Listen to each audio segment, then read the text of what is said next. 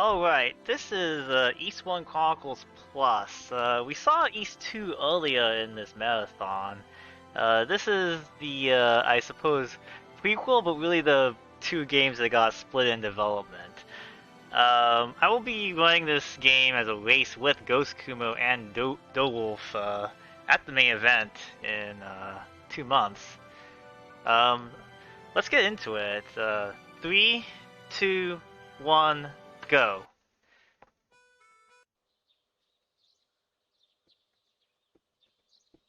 The prologue is that Adel, being Adel, crashed his boat and found himself stranded on a beach and in bed in this clinic.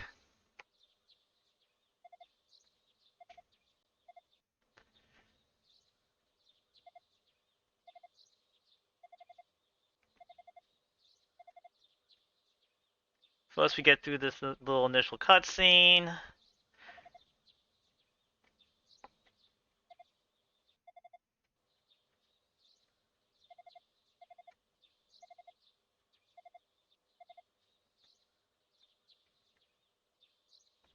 And now we're out of bed.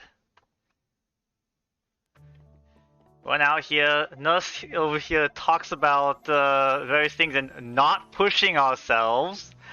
And then, what do we proceed to do? Just run right out of the village, straight up.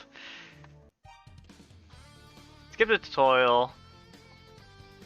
All these enemies are really scary right now and can actually kill me if I don't dodge them properly.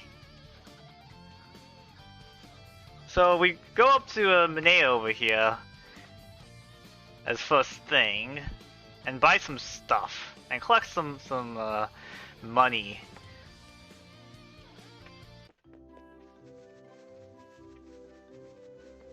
Avoid the kid there. We're gonna buy the wing, which is a teleport item. Pretty typical name. There's a bunch of wings in other various games. And then we're gonna come up with the first glitch, the first and really only glitch of the game. It's a mild out of bounds. Oh, almost died there. Here. So the transition is a little bit not pixel perfect. So you can get out of bounds here and skip some of the padding.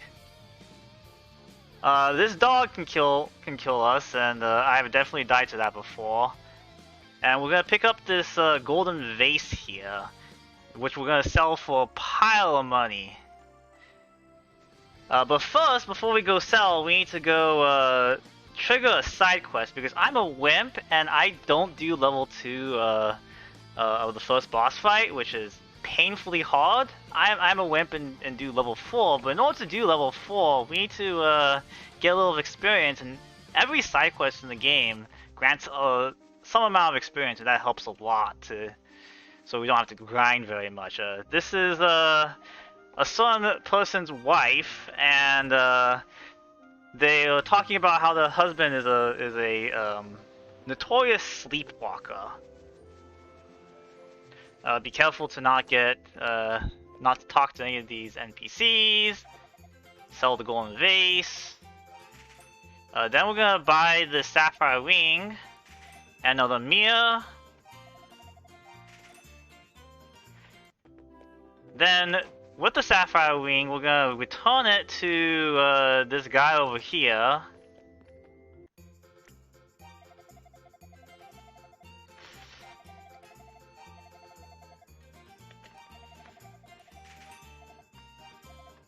Ah!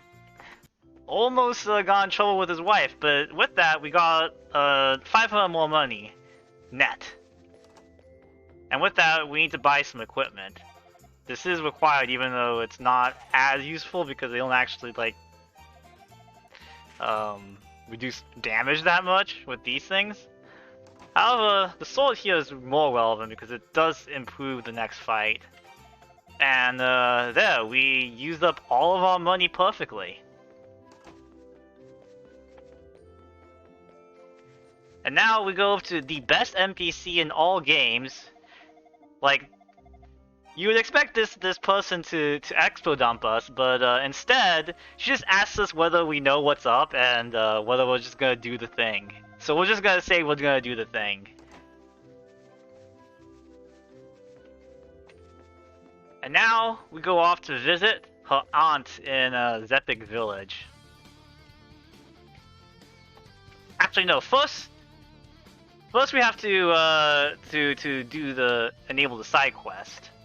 So we go back to our starting town to get some cutscenes, some required cutscenes and flags. We're gonna equip all this stuff because I do want to hit some of these guys along the way, as long as it doesn't slow me down by too much, to get a little bit of experience. Because I want to target level 4. But only if it's like super on the way. I don't want to spend any significant amount of time like actually trying to hit them. We're gonna talk to the people here, and they're like, ah yes, you have weapons and equipment now. I guess you're ready to adventure. Even though we got them through alternative means. And now we meet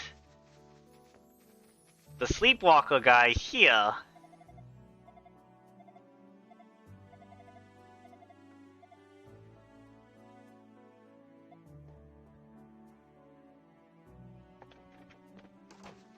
And now we go find that sleepwalker.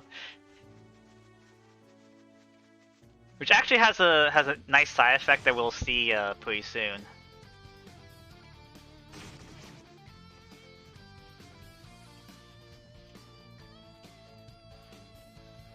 One of the nice things about the bump system here is that it's often described as popping bubble wrap. The feeling of popping bubble wrap as a video game.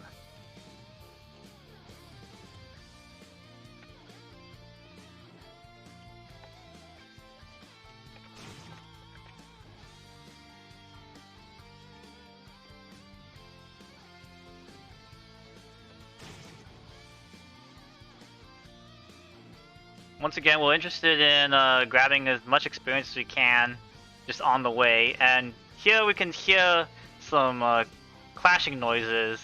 That is our guy being chased here by an enemy, and so we whack it, and that's the side quest done. The nice side effect of this side quest is that it warps us to Zepik village because we are escorting the guy there.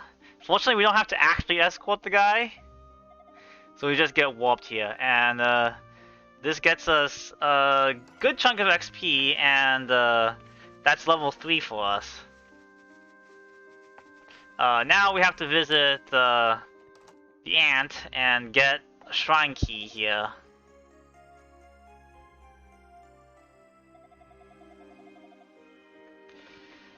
And now we're ready to go into the first dungeon of the game.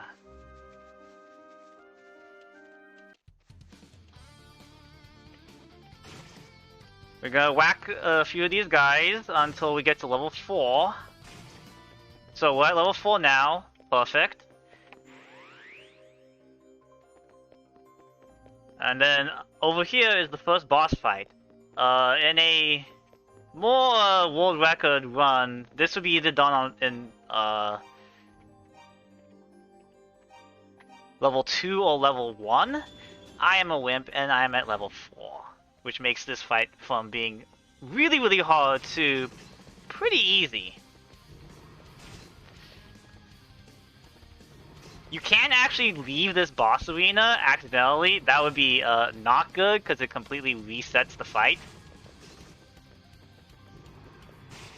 And that's that. That's the first boss done.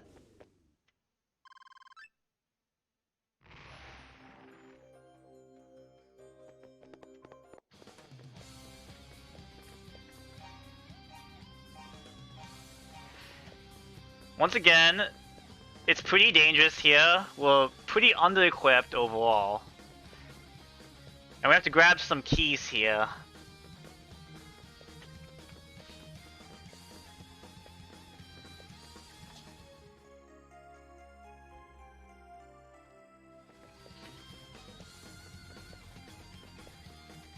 Yeah, a lot of this game is learning how to dodge all the super scary enemies that are in the game. Like that one that I did not dodge. It's okay, this is why I'm saving very frequently.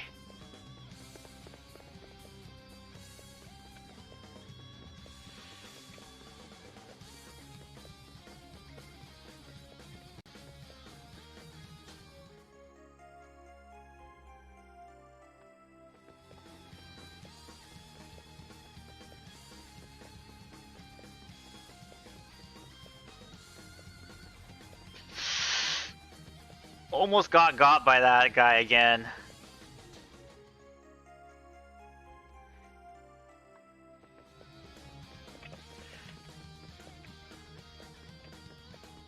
And now, time to rescue the, supposed love interest of this game.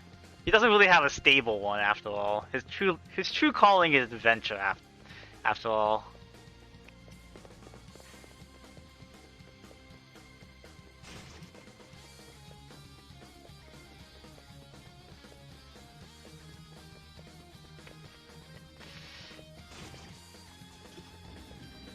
And here we have this mysterious girl locked in a cell.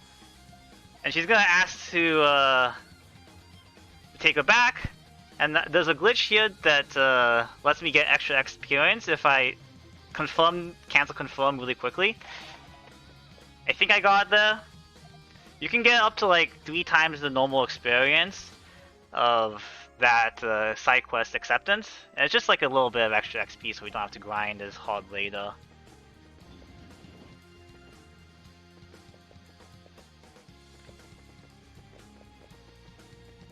And now this is the classic annoying escort mission of these games. The first one, of course. There are some like good space cues to know when we can actually just run. And Fina will successfully... Oh no, Fina did not follow us.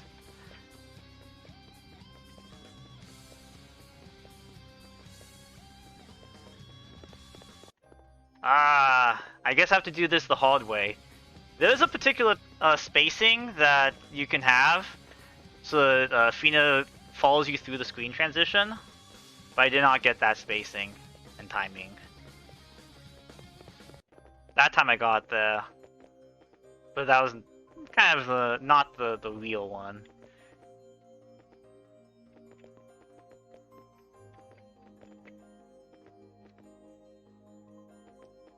Here I'm gonna, on the way of getting out of here, collect a safety item, the shield wing, which halves damage.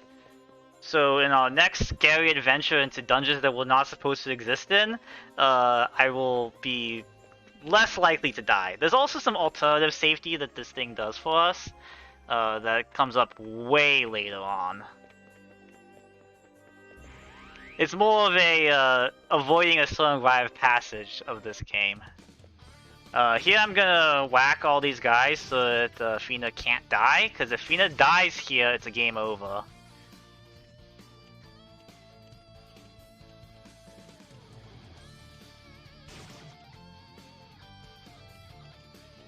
And once Fina goes through those columns, we can just go straight to the village.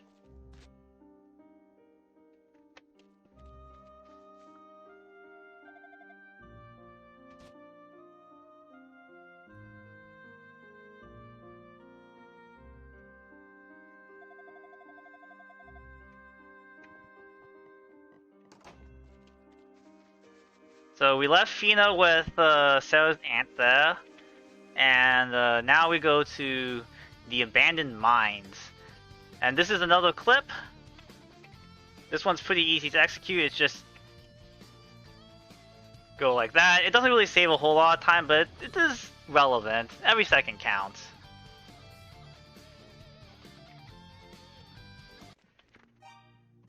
We're not supposed to be here yet, so once again, everything is kill us very easily.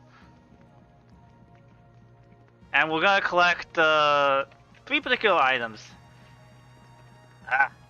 These chests are made out of butter.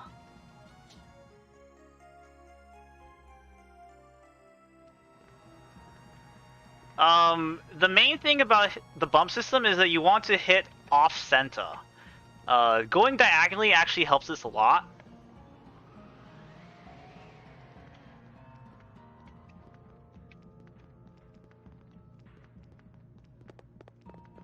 I'm gonna save here, because it's very dangerous here.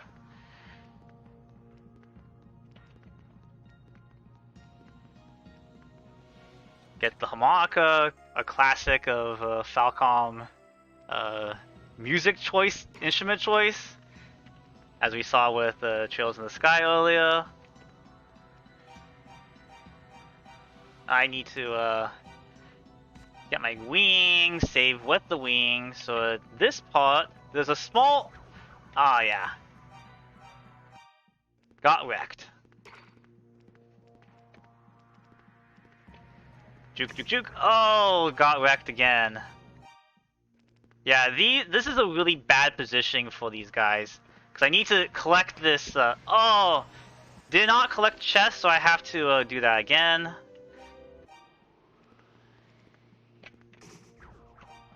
Yeah, the positioning on these rock guys is super bad. There we go. Missed this glitch because I was in a rush, but you can teleport during that dialogue box? Oh, I barely didn't die there. Wow.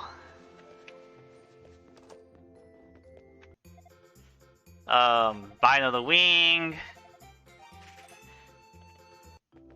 Oh, that was really scary. I'm gonna eat this fruit while I'm here. That's really important to collect another important item later, very shortly.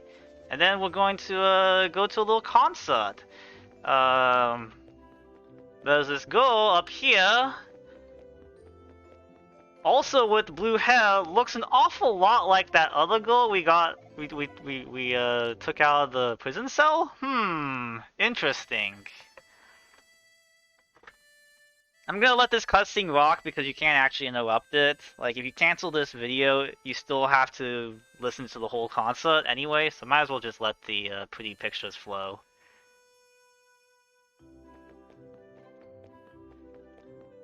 And the fruit plus the nut plus this are the keys to the next item collection that is very important here. I'm gonna do the glitch. This out of bounds glitch once more.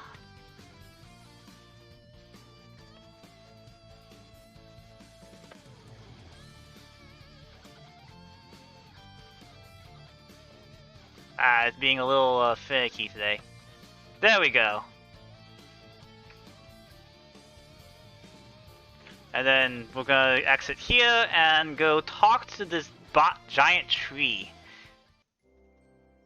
And the giant tree gives us the silver sword. Silver being a really, really important idea in this game.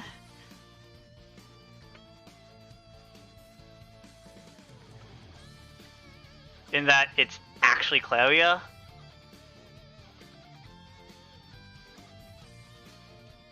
It's the only thing that the final boss is weak to. Which the game, I think, tells you somewhere randomly, but it's, like, it tells you really early on, and then it's only really relevant, like, at the very last point. It's like you've completely forgotten it. So we're gonna finish the shrine, but first, check up on Fina and the ant here, and go have a little chat with them. That's to get some more soy flags out of the way.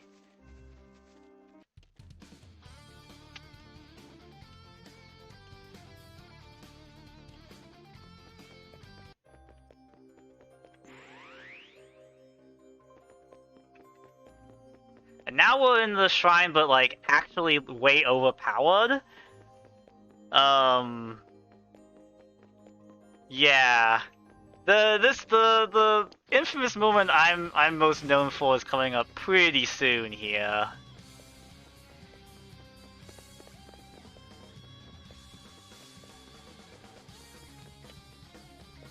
Just quickly run through all this.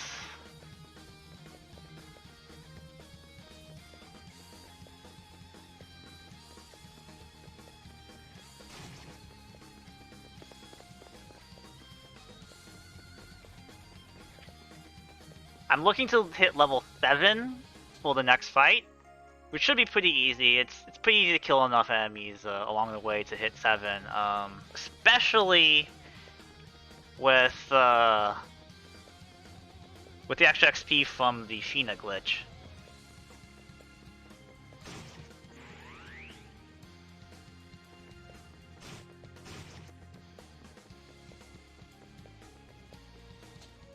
I'm gonna collect this heal potion.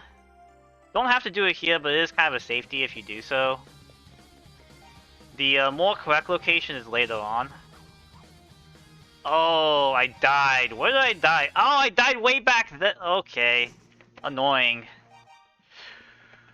So we're gonna see this come up again, and then this time I actually got the glitch.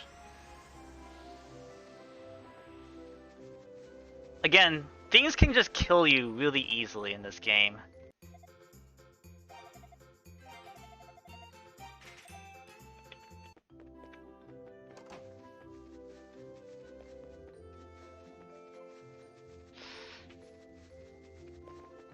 And when you have the Mask of Eyes on, everything else disappears, so you can't tell what the enemies are. That makes things real fun.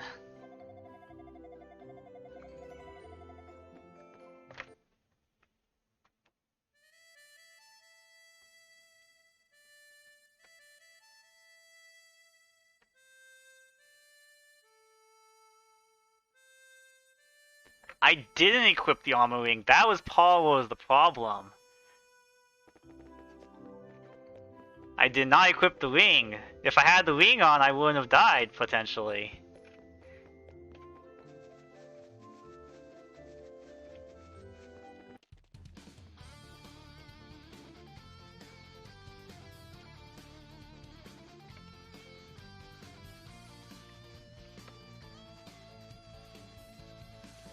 There we go. Bit cleaner this time on that clip.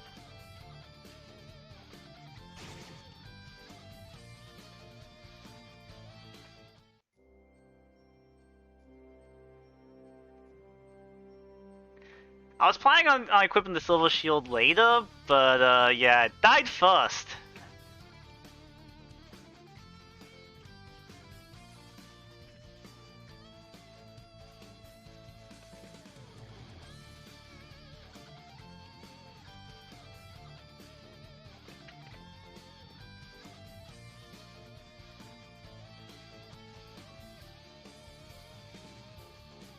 Oh.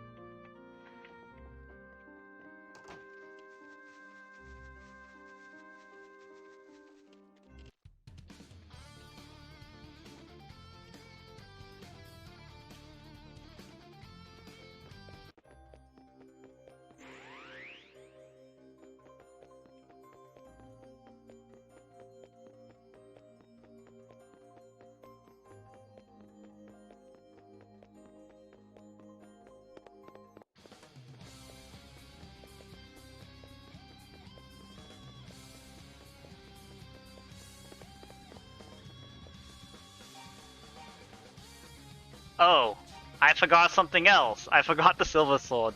That's a problem. We're going to actually collect the silver sword. I'm falling apart a little bit here. But it's okay. I thought I forgot something there.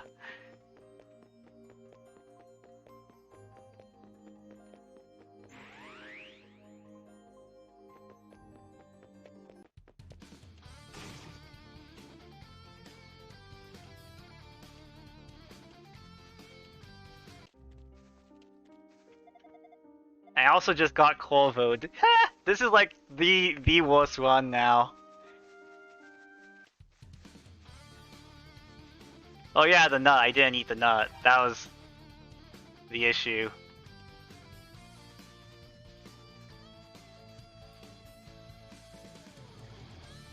I usually eat the nut like immediately upon warping, but since I had to do it twice, I kind of like always had the idea that I always did it.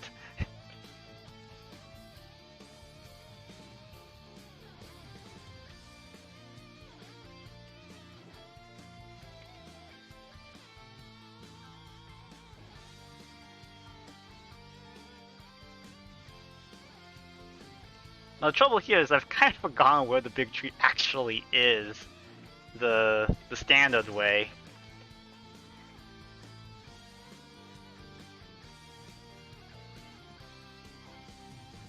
Cause yeah, that's not the correct path to the big tree.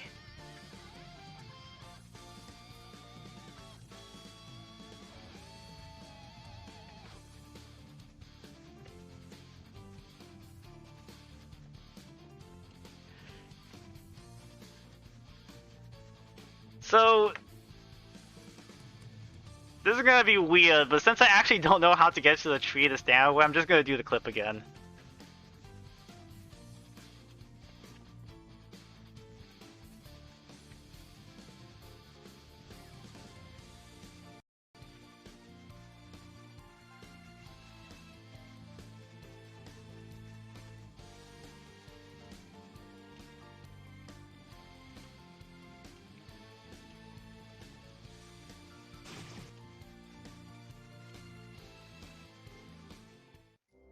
There we go.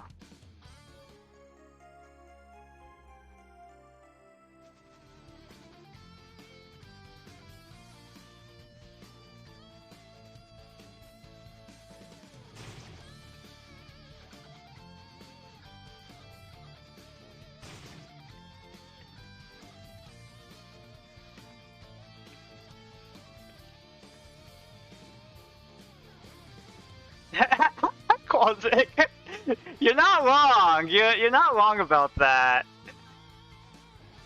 Flipping kind of is the standard way nowadays. Already talked to Sheena and Jebba, so I don't need to talk to them again.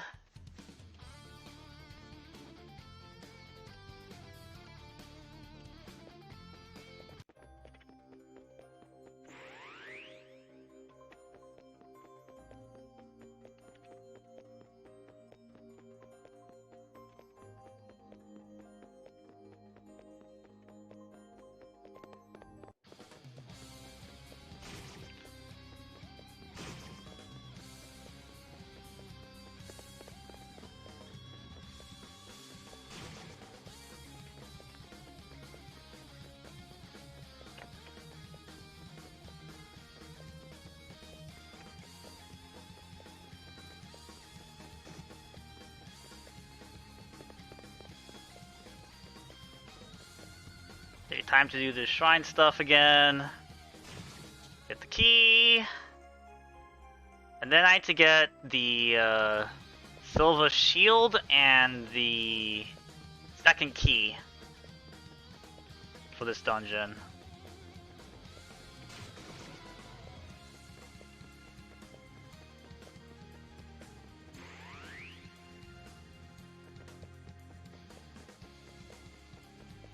And then I'm at level 7. Here's the silver shield, since I've gotten all equipment.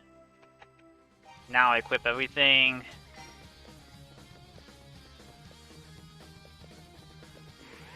Statue's also made out of butter.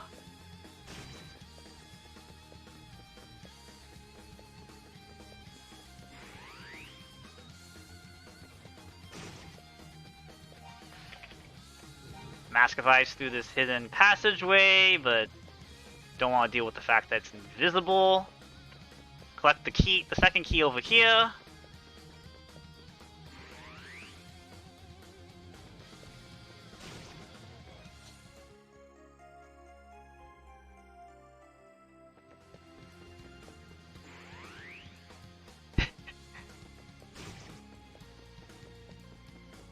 This is the point where one of the other East guys should put that clip in, given that it is the famous moment where I comment about how free this boss is, and how I don't need to save, and then proceed to die.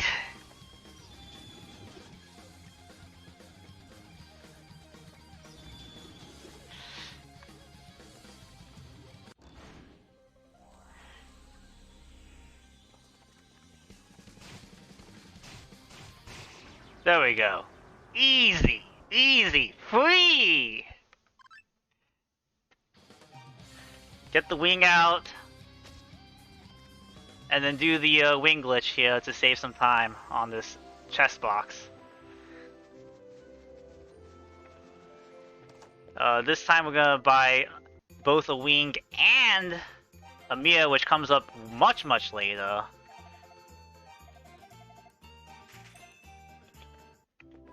And while we're here, we're gonna visit our favorite NPC. Oh no, where is she? Unfortunately, she died. The best NPC ever. This is the fate of the best NPC ever. Game's very rude.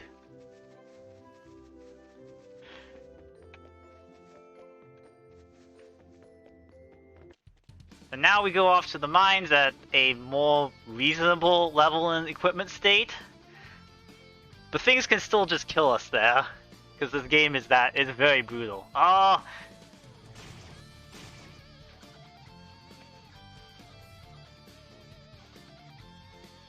Right, that way is not the way.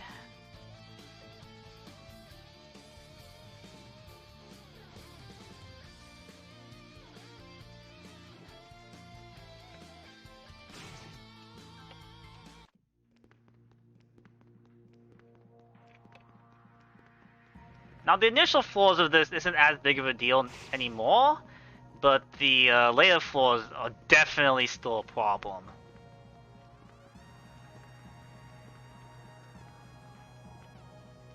If you absolutely need to, this outside area is actually considered outside, and the game has a mechanic where if you're considered outside, you can stand still to regain life.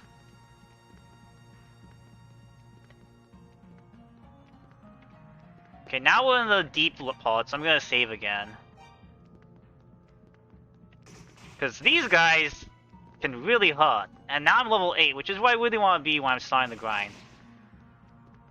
I'll whack a few more of these on the way just because more experience always good. And collect this key up here from these guys.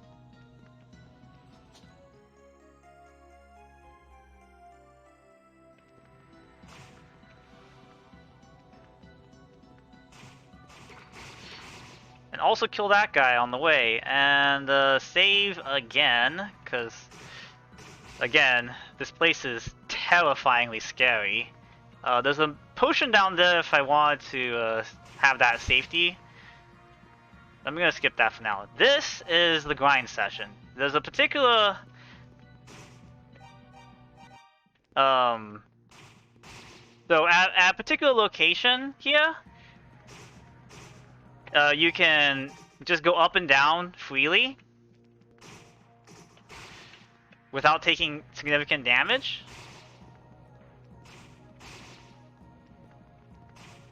Well, any damage? I think I've got that alignment now, so I can just go up and down here for a while. And we're looking to get to level 10, which is the max level for this game. Level 8, the grind during level 8 is the scariest because you take so much damage, but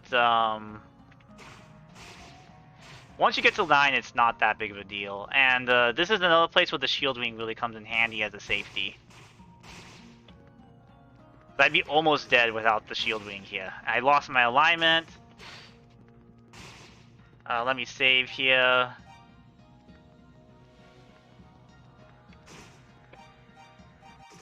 Yeah, lost the alignment. I have to be in a particular column here to gain the basically situational invincibility during this grind.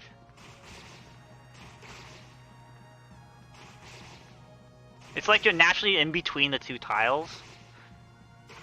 So the enemy wants to only travel on the tiles, so you'll naturally never... Oh, that guy's here? That's scary.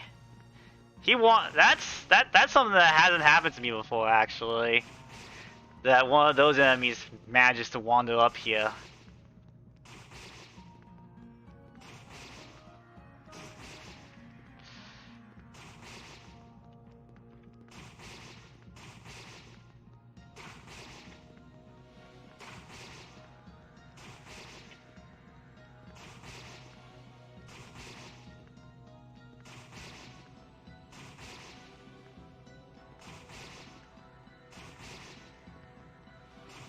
When I get to be about 1k left, that's when I want to start going towards the actual next zone here. Because there's about 1k in experience between here and where I need to go.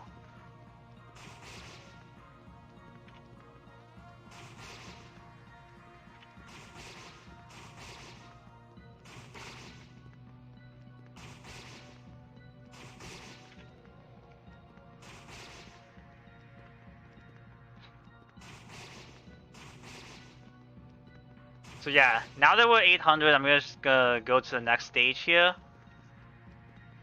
The fact that that guy showed up means that this might not work the way I expect. It did work the way I expect. So I got level 10 off of those two guys there, and had to find an extra guy. And let's save before this irritating boss fight.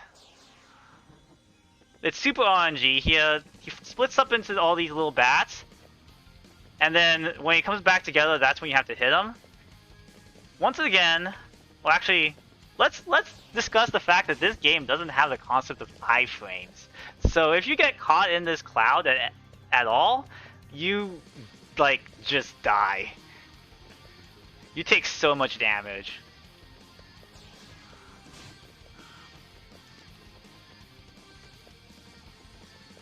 It's completely random, the timing in which he comes back together. And you want to be close enough to whack him, but far enough away to dodge the bats.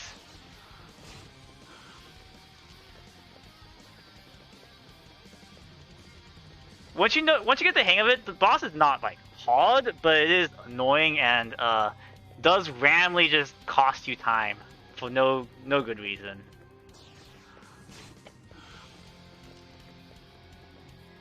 The actual hardest boss of the game is a correctly executed level 2 Genocrest, the first boss of the game.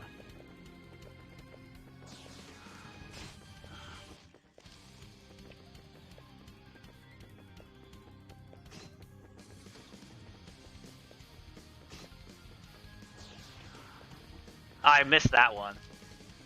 And this is a bad, that was a bad collection, so I had to take some hits to get through it. Okay. One more hit. Yep, there it is.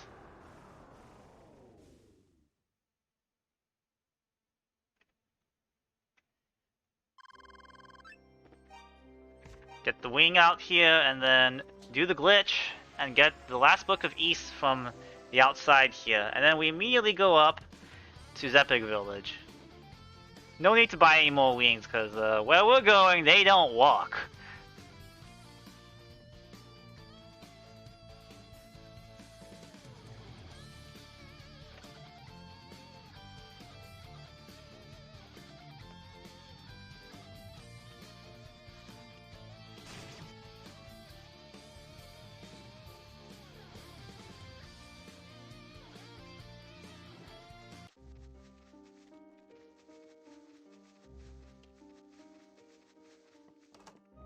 You can have a nice chat here with Jeba.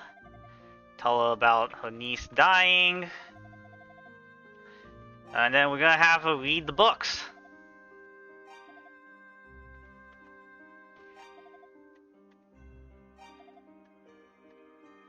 And then find time for a romantic rendezvous here with Fina on the pier.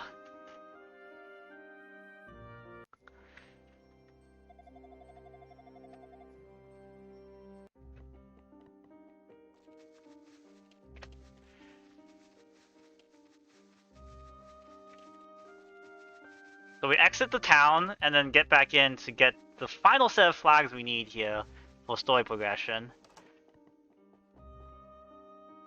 Talk to Fina. And then Jeba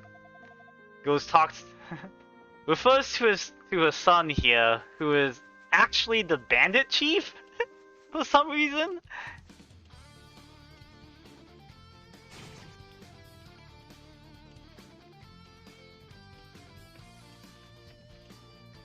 But his actual job is to guard the door to the tower.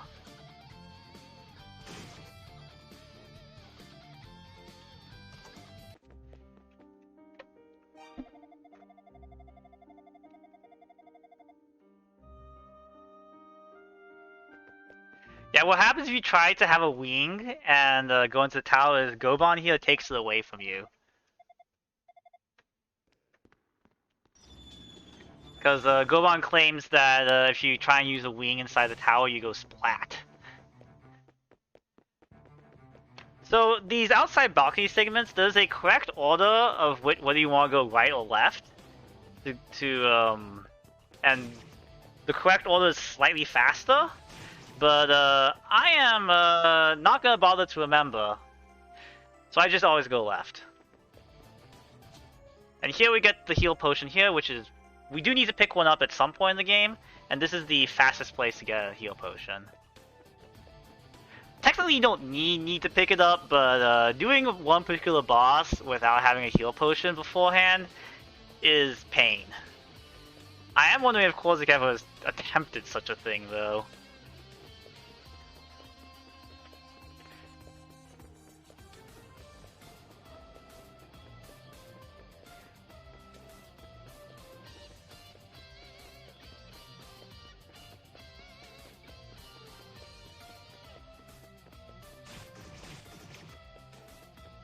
Okay, getting through those guys pretty well.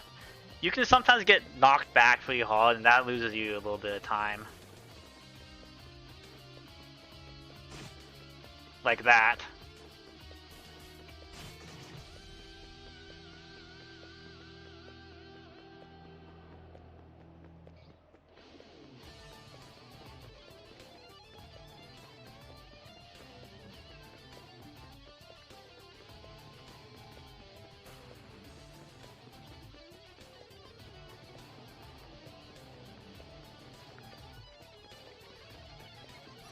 Okay, here's the teleport trap, and now we are stuck in this cell with Mr. Sleepwalker, and all of the equipment got stolen except for the bad stuff. And now it's tea time where we wait.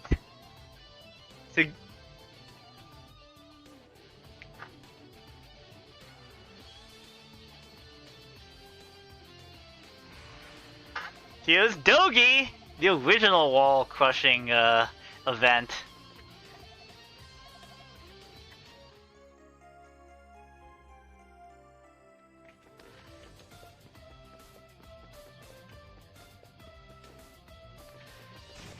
Now we're gonna have to climb all the way back up where we were, but on the way there we have to drop something off.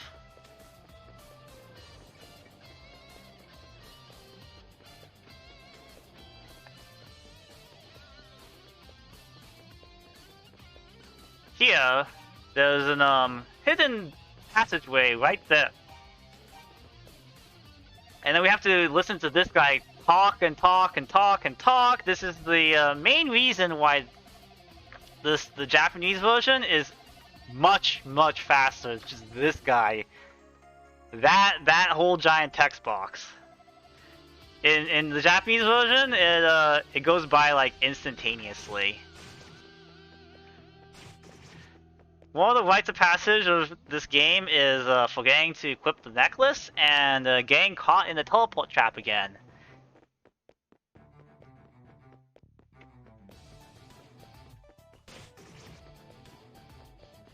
And if you get caught in the teleport trap again, well, you have to wait for Dogi to bust you out. You can do that like 3 times. And Dogi's like, really? Really, Adol? Why are you back in here?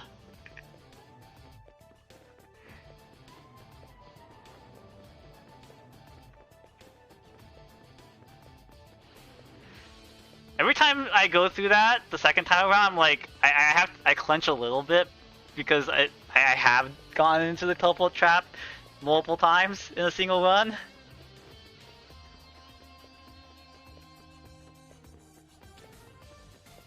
Here we recollect the silver sword, which is kind of important because the game is impossible to complete without it.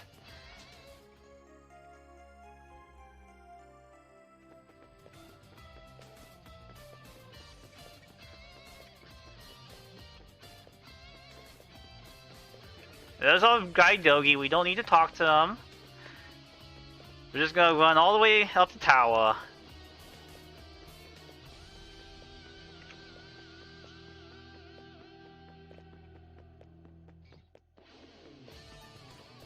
Then fight this here boss. Let's save. We'll pick the most. So those sights, as per usual of this game, has no iframes. Oh. I have to actually equip the silver sword. That's really important. That was why I was doing like no damage.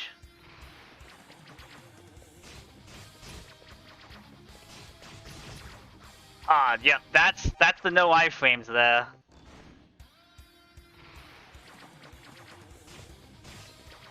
You can hit about 3 times before they have to come back out.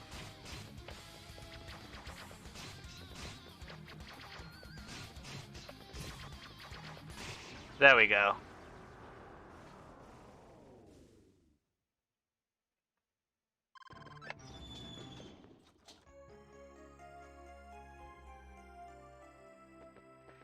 Like, you can technically complete the fight without the silver sword, but you shouldn't. It's very much slower. But you can in fact punch out like everybody in the tower here.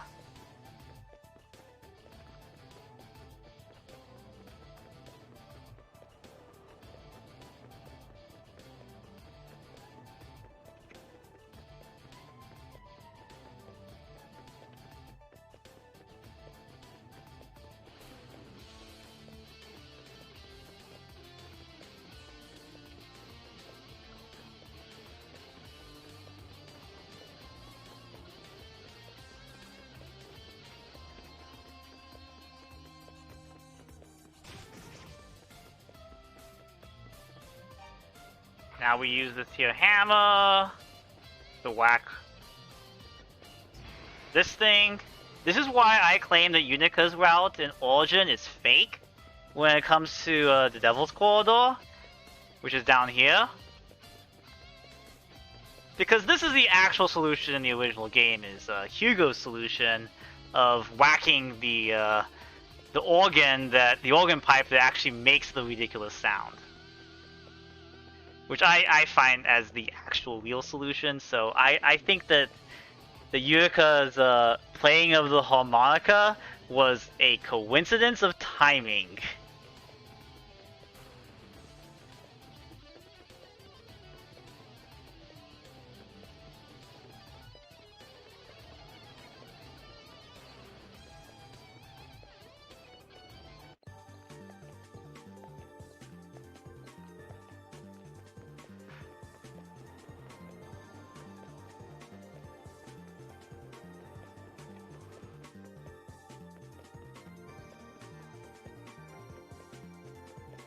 Now we go with the next boss here, which is this rock dude with this very silly strategy, which is actually just the way you do it. Like, this is just how you're supposed to do it. It's just this damage race, where you just run around the core, and that's that. This is skipped in Origin. The equivalent boss here is entirely skipped in Origin.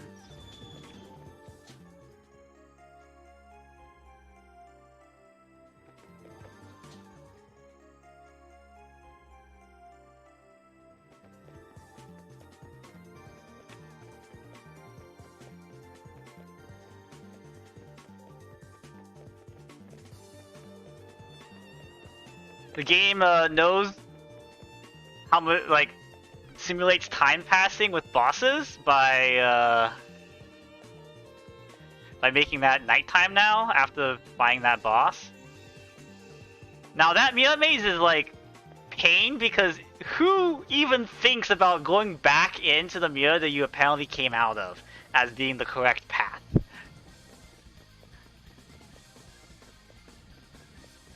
Here I'm gonna collect another safety item here, which is this battle shield, which helps make next fights a lot easier and this whole segment a lot safer coming up. Like just the process of going up the tower.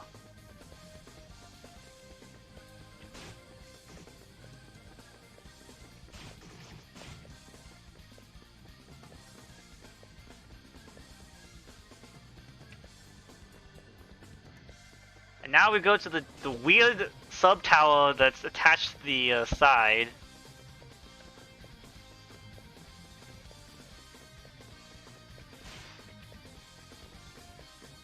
And we come up against this door, which only opens to evil people. But fortunately, we have this this here evil wing that makes us evil. But since we're not evil, we would die if we actually were equip it without the blue pendant, which protects us from the dying part.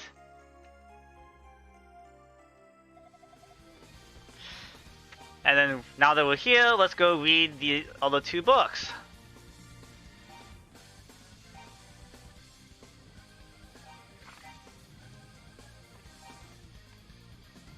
I know that the mirror is the next thing I need, so I'm going to equip it now so I don't have to deal with the weird tint.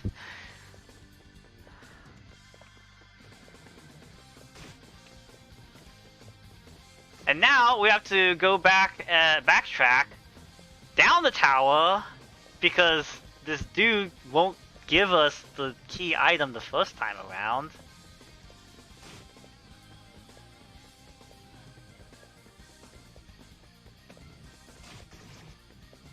Sometimes we talk about how we wish we could like mug him for the item,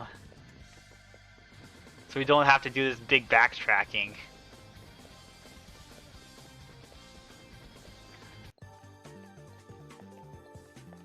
The silver armor is in this mirror segment, and it is like a potential safety strat to actually collect it.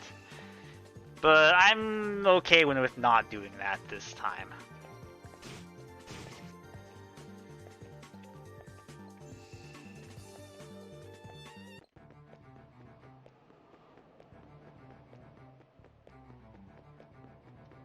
Yeah, one of the nice things about this run is it's super easy to pick up because there's so many ways to like ease yourself into it. And then you can like remove these crutches as you feel confident in execution. I am terrible at execution. The fighting game players I know exactly how terrible I am at execution.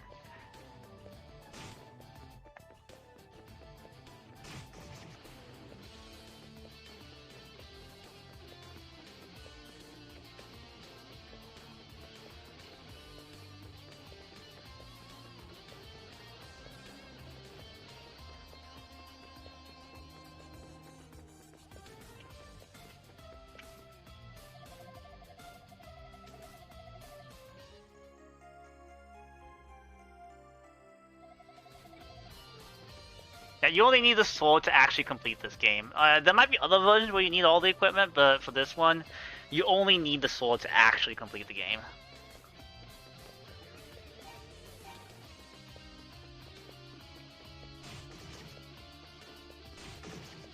I also did not notice whether I actually got the key item or not. Yes, I did.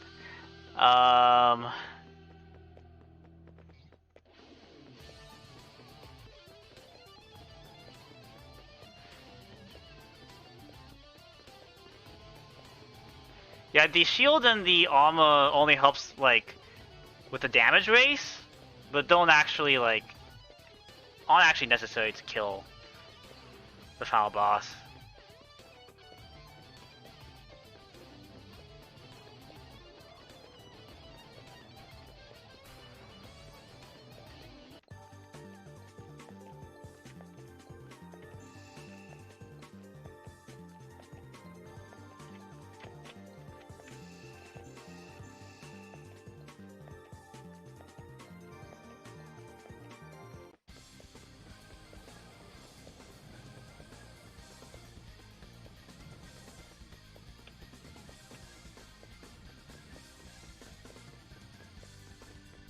Now it's time to run up the tower for real this time.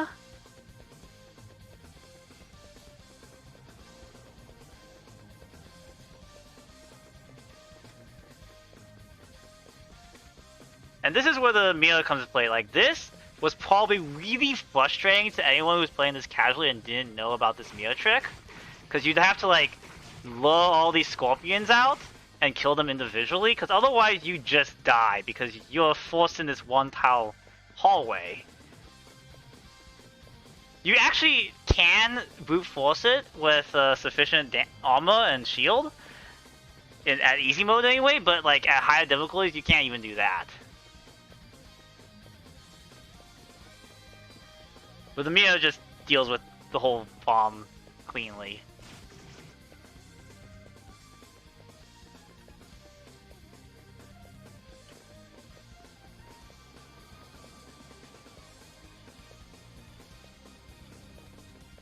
Okay, here's a weird segment, so I'm gonna save again. These guys pop out of the tower here, and I want to get in there. So I have to wait until they come out, and then collect this flame sword, which is how we deal decent damage to the next boss.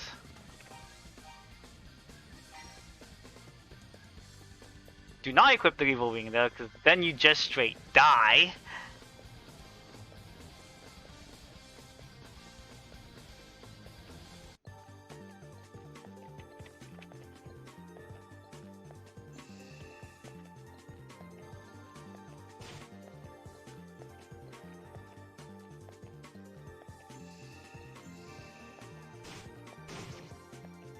Let's get the potion out here. Activate there. Okay.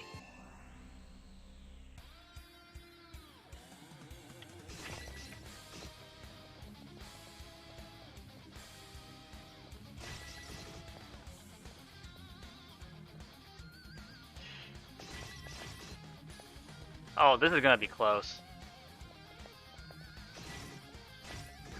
Yeah, I've saved.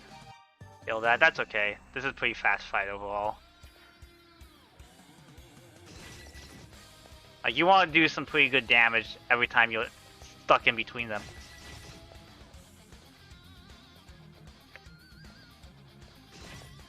Oh no! Yeah, I messed that one up there too. I was doing really well with this in practice.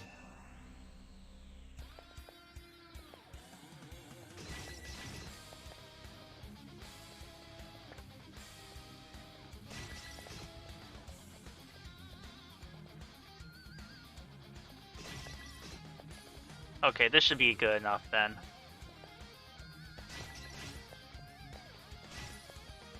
One more hit. There we go.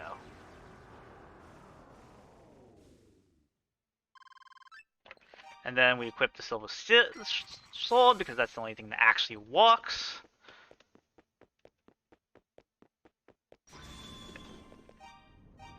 And then do one final save.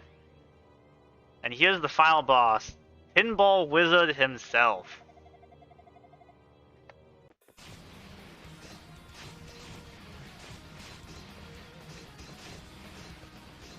I got caught in a bad spot. Wow.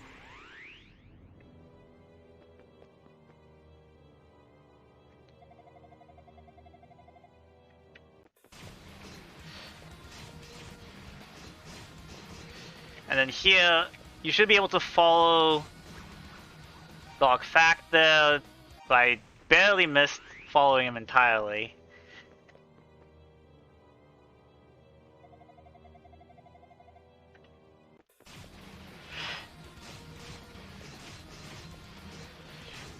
There we go. Yeah, you really want to like follow the diagonal that he's going under. And then we collect the last book of East and go read it, and when the books fly out is time.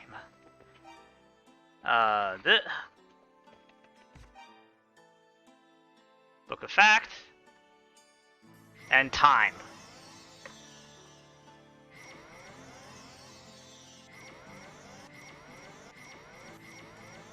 Wow, that just under an hour, that's pretty miserable.